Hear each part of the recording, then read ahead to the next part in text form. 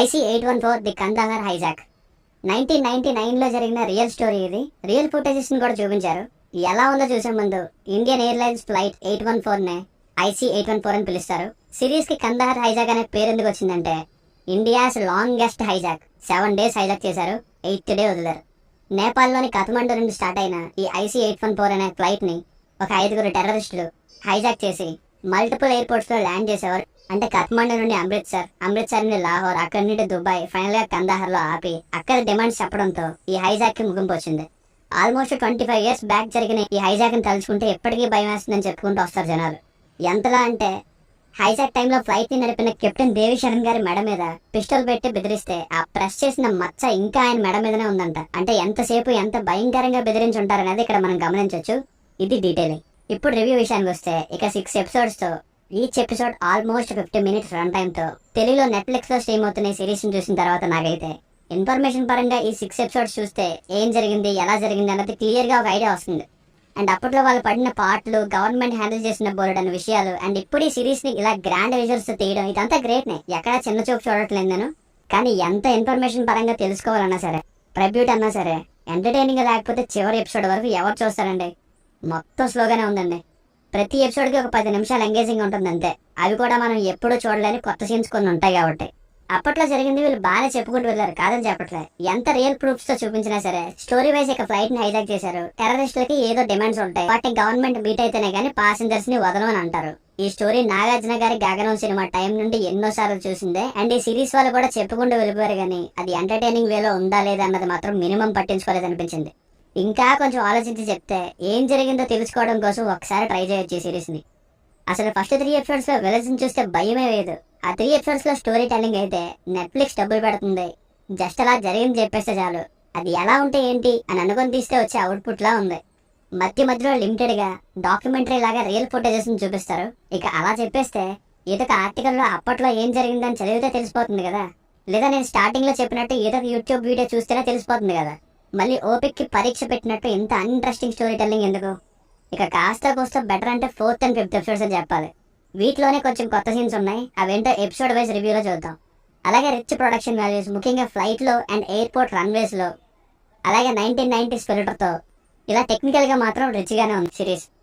మీరు ఎవరైనా ఇలాగే ఫ్లైట్ బేస్డ్ సినిమా చూస్తానంటే రన్వే 34 అని అజయ్ దేవగన్ గారిది మూవీ ఉంటుంది, అది బాగుంటుంది.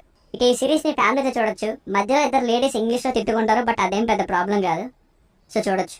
Basic story line already starting లో చెప్పేసిందే. ఇక పర్ఫార్మెన్సెస్ వైజ్ టాప్ రోల్ లో మంచి యాక్టింగ్ ఇచ్చింది అయితే కెప్టెన్ దేవిశరణ్ గా, విజయ్ వర్మ గారు అయితే అదరగొట్టారు యాక్టింగ్. మిగతా వాళ్ళ వరకు అందరూ ఇంకా ఉన్న రోల్స్ లో అలా చేసుకుంటూ వెళ్ళిపోయారు.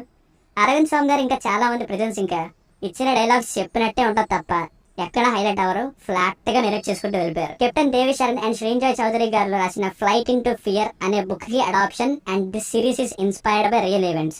ఇక ఎపిసోడ్ వైజ్ రివ్యూ చూస్తే ఎపిసోడ్ 1 24th December 1999 కాఠ్మండు నుండి ఢిల్లీ వెళ్లే ఎయిర్లైన్స్ తో స్టార్ట్ అవుతుంది ఎపిసోడ్. హైజాక్ చేసిన వాళ్ళని చూస్తే భయం వేయదు, నలుగురిని కొట్టేసి భయపడిపోండ్రా అంటే ఎలా?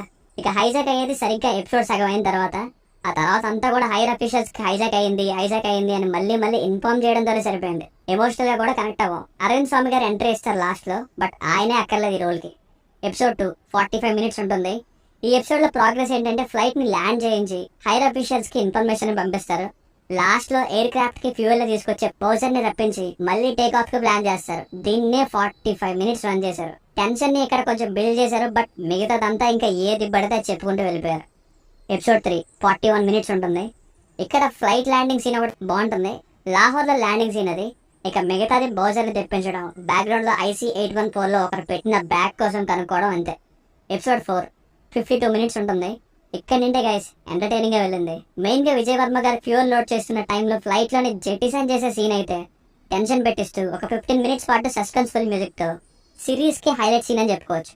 అండ్ లాస్ట్ లో ఒక పెద్ద విషయం రివీల్ అయ్యి ఎండ్ కార్డ్ పడుతుంది. ఎపిసోడ్ 5 6 days హైజాక్ లోనే ఉన్న తర్వాత ప్లేన్ లో స్ట్రక్ అయిన పాసెంజర్స్ మెయింటెనెన్స్ లేని బాత్రూమ్ వల్ల ఎలా ఇబ్బంది పడ్డారు, ల్యాబొరేటరీని క్లీన్ చేయలేక ఛాయా అనే ఎయిర్ హోస్టెస్ పడే పాటలు ఈ ఎపిసోడ్ లో చూడొచ్చు. అలాగే చాలా డిస్కషన్స్ తర్వాత చివరికి ఈ హైజాక్ ని నడిపిస్తున్నది ఎవరు అని ఒక పెద్ద పేరు రివీల్ అయింది ఎండింగ్ లో. అంతటితో ఎండ్ అయింది. ఎపిసోడ్ 6 32 minutes ఉంటుంది. ఇక సమాప్తం చాలా స్మూత్ గా హోస్టేజెస్ అందరినీ ఎలా కాపాడారనేది ఎపిసోడ్. హడావిడే లేకుండా సింపుల్ ఎండింగ్ అనే చెప్పాలి. ఈ హైజాక్ అంతా అయిపోయిన తర్వాత ఫ్లైట్ ఎలా మారింది అనే రియల్ ఫుటేజ్ చూపిస్తారు. సో ఫైనల్ గా సిరీస్ కి వర్డిక్ట్ ఏంటంటే grand visuals and Vijay Varma గారి పర్ఫార్మెన్స్ బాగుంటుంది. ఇన్ఫర్మేషన్ పరంగా యూజ్ అవుతుంది. ఒక ఫ్లో లో నిజంగా ఇలాగే జరిగిందని చెప్పుకుంటూ వెళ్ళిన ప్రాసెస్ అయితే ఓకే, డే 1 ఇలా గడిచింది, డే 2 ఇలా గడిచింది మనం ఆలోచిస్తూ ఉంటాం. At the same time uninteresting story telling, unnecessary conversations ఇవి బోర్ కొట్టిస్తాయి.